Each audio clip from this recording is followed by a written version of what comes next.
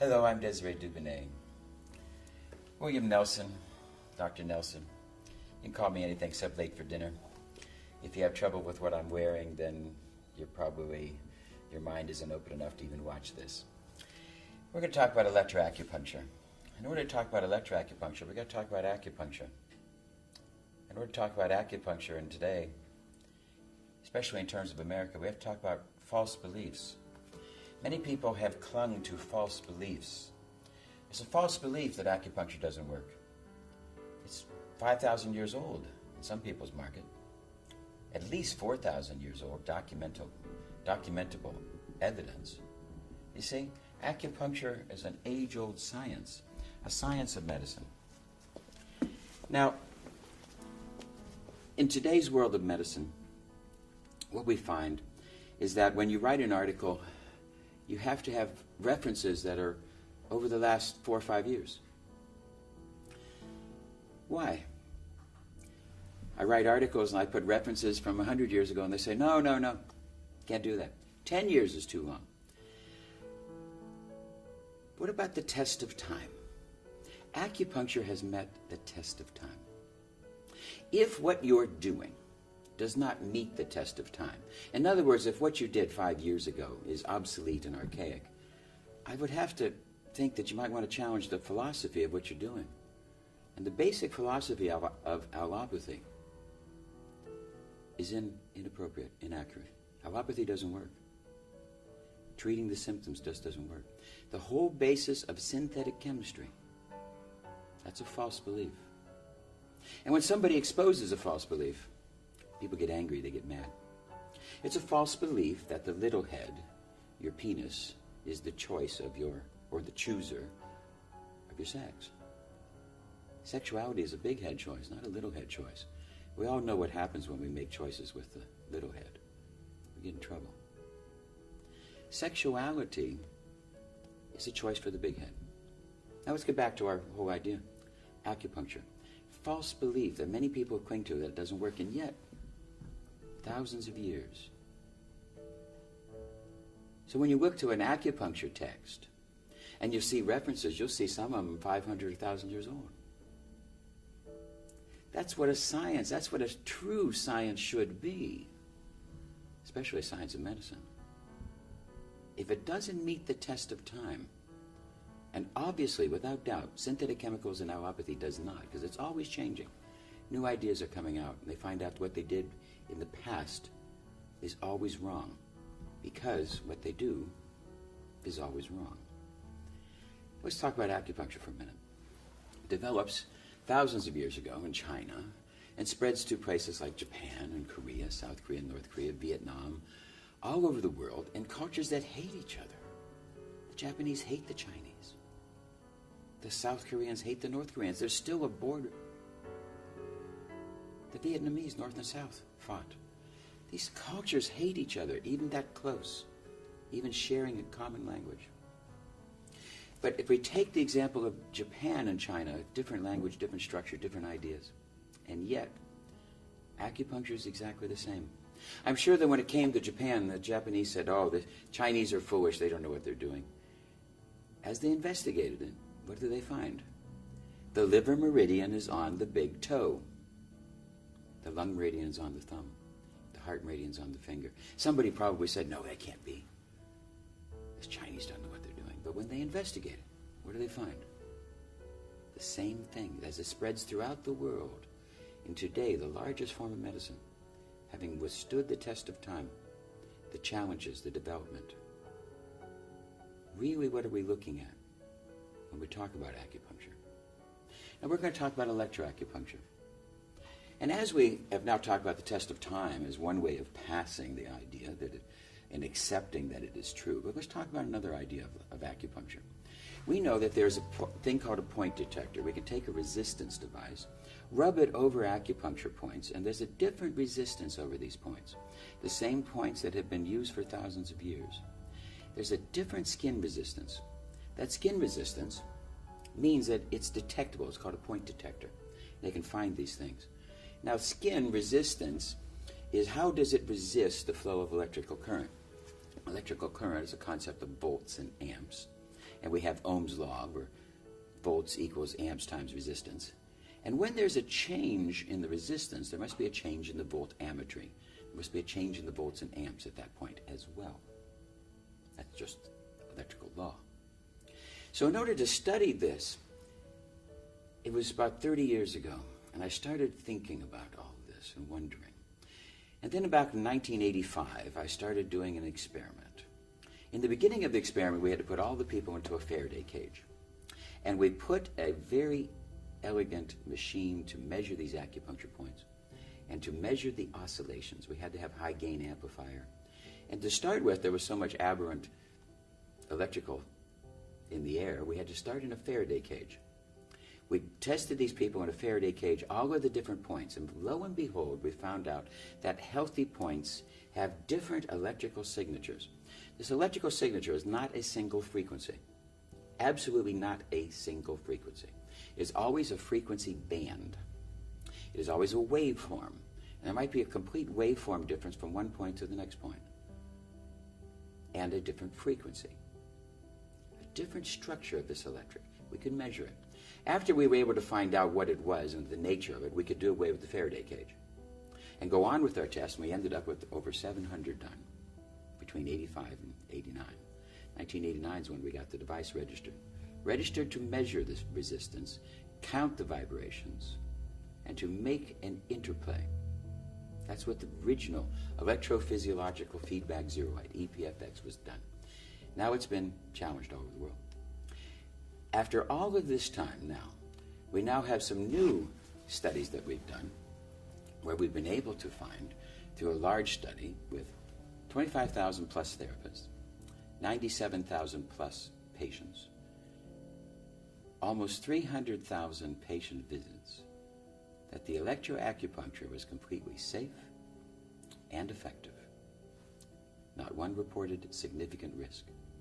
Completely safe and completely effective. And because of this research, the European community has now accepted our device as electroacupuncture. Because what we're able to find is that we take this energy of these points, such as lung 1, take that energy, give it to the body, see how the body responds. If the body needs that, if the body needs that energy, it will absorb some or all of it. We can establish a feedback loop as we send energy in, measure energy out. The cybernetic loop, this feedback loop, hence the name electrophysiological feedback zeroid, this loop would then be able to keep giving the energy until the appropriate time where the body no longer needs it. The body then resonates to it.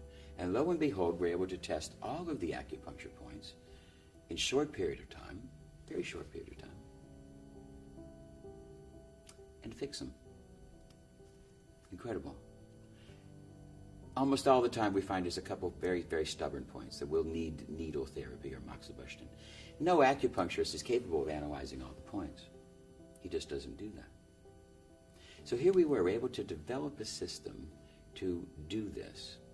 Now we've evaluated it, sent it out. Have 52 acupuncturists were surveyed on how it worked.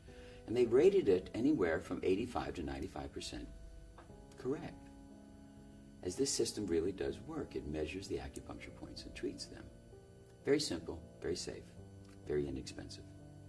I was in Vancouver lecturing to acupuncturists, and there was one man, we hooked him up to the machine. He couldn't see the computer, and I was giving him a demonstration. He was one of the leading acupuncturists of Canada. Worked for 35 years. And as I was doing points, he could feel that. The first point I checked with him was a point, acupuncture point under the tongue. And as I sent that energy in, he said, "Oh, you're there." He could feel it. And I said, "Oh my God, you can feel that." Because most of the time, the actual energy that we send into with the machine is the same type of voltammetric signature that the human body has, so it's hardly detectable.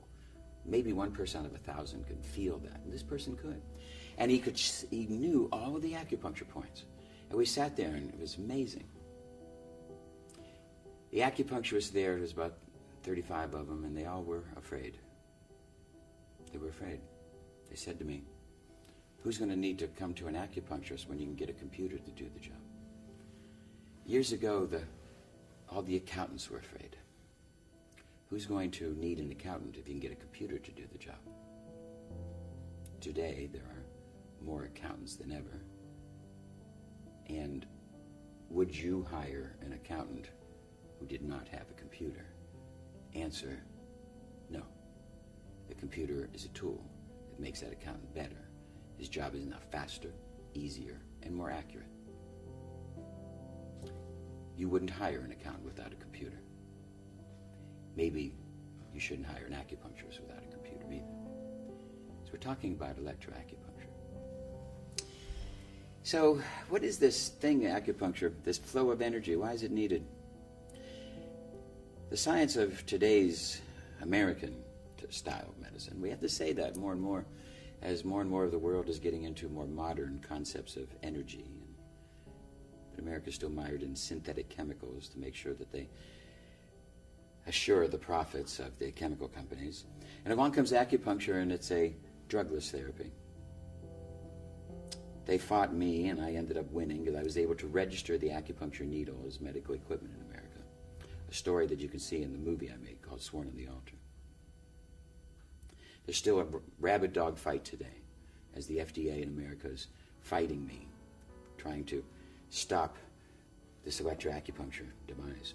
If you look at all the devices that they're stopping, little electroacupuncture magnets and little pins and etc., and little just magnet dots that they're stopping because they're just so afraid of drugless therapies.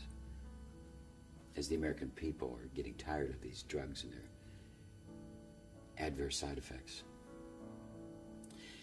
As we look at the development of a new science, we're going to stumble into quantum electrodynamics. And quantum electrodynamics will have at its base core the idea of photons and the interaction of electrons. This is a science that will take us to an understanding beyond thermodynamics and beyond the understanding of what's going on with the chemical companies of today. As we look at photons, we're going to look and see that in the world of chemicals, we will see that the pineal gland is in charge of the ultraradian rhythms of the day, the 24 hours. This is triggered by photons, light, as you wake up in the morning and different hormones are changing through the pineal gland, which is light sensitive behind the eyes. Some people call it the third eye because it really does. It have a light sensitivity. The pineal gland in an alligator actually has a lens and an eyelid. In a human being, it still can receive light. This is how it triggers photons. We're talking about an electrical energy flowing through the acupuncture points that is electrical and photonic. Thereby it's not so chemical, and chemical companies don't really like people to even talk about it, let alone do research. If we apply this now, we will see that the energy is flowing through these meridians, the meridian of the lungs, small intestine, heart, liver, etc. This flows through an hourly clock, as it's said. And this hourly clock is a relationship of the hours of the day. As a meridian will get energy at one point to do its job, and then lack of energy at another point to rest. So it's kind of like the watchman who's going around the plant, or the manager, and he's going around the plant, he's checking everything. He can't be at all one place, but he's going through and he's checking things. This is what's happening with acupuncture. So just like we can see this ultraradian rhythm of the pineal, there's an ultraradian rhythm of the acupuncture energy flow. With a scientific study back in 1988, we studied over 1,000 patients to be able to find the actual place about the acupuncture energy. I was able to help with the acupuncture people to get past the FDA and register it as real medical equipment. And now scientists have now recognized that these acupuncture points do exist. We made a device back in 1989 to be able to measure and treat and correct and stabilize these acupuncture programs. This is in the Skio, the Indigo, the Eductor, and all these different things to help people to be able to recognize that acupuncture now can be done simply and easily and measure all of the points and correct all of the points in about a 10-minute span to help to stimulate the flow of energy through the body. This has been proven, stabilized, registered, validated, and verified. And we now need to recognize this is part of the reality of today's medicine. When you go to a Chinese acupuncturist, you pay when you're healthy, not when you're sick. It is not completely electronic, in that it's beyond just volts and amps. I believe it has a light energy, a life energy, other things. But yet, the new advance in medicine is being able to measure these points electrically. A science that we've been able to do now for close to 30 years, making it legal world over, testing it, evaluating it, proving it safe and effective. And yet many people cling to false beliefs. They cling to the false belief that you can measure it with a resistance meter. You cannot. It's a voltage and amperage change called an oscillation. You cannot measure a resistance change with or you cannot measure a frequency with a resistance meter. You have to have volts and amps. That's what changes. So there's a lot of people who hold on to that idea. There's a lot of people who hold on to antiquated ideas. There's a lot of people who don't like computers, false belief. There's a lot of people who hold on to allopathy and synthetic drugs as the only way. And we come along to challenge. And that's why I thought it was very appropriate for me to wear a dress to do this tape. Because I want to challenge your false beliefs. And if your false beliefs are that important to you, and you can't grow beyond that, you can't think beyond that, something's a problem. So we've talked about electroacupuncture and some other things to give you to think about. And this is Desiree Dubonnet. I hope you enjoyed this.